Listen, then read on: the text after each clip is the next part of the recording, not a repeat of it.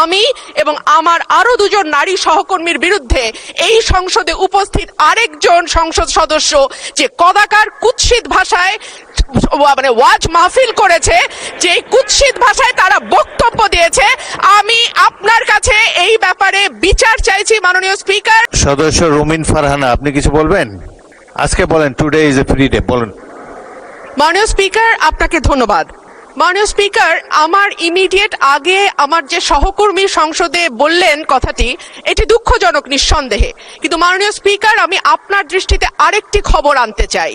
আজকে ডেইলি স্টারে এই খবর প্রকাশিত হয়েছে, এই সংসদে উপস্থিত আমি এবং আমার আরো দুজন নারী সহকর্মীর বিরুদ্ধে এই সংসদে উপস্থিত আরেকজন সংসদ সদস্য যে কদাকার কুৎসিত ভাষায় মানে ওয়াজ মাহফিল করেছে, যে কুৎসিত ভাষায় তারা বক্তব্য দিয়েছে, আমি আপনার কাছে এই ব্যাপারে বিচার চাইছি মাননীয় স্পিকার।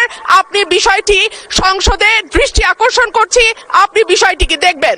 ধন্যবাদ মাননীয় স্পিকার। মাননীয় সদস্য, আপনি রুলস অফ প্রসিডিওর পড়লে দেখবেন যে সংবাদপত্রের রিপোর্টিং নিয়ে কোনো পয়েন্ট অফ অর্ডার হয় না।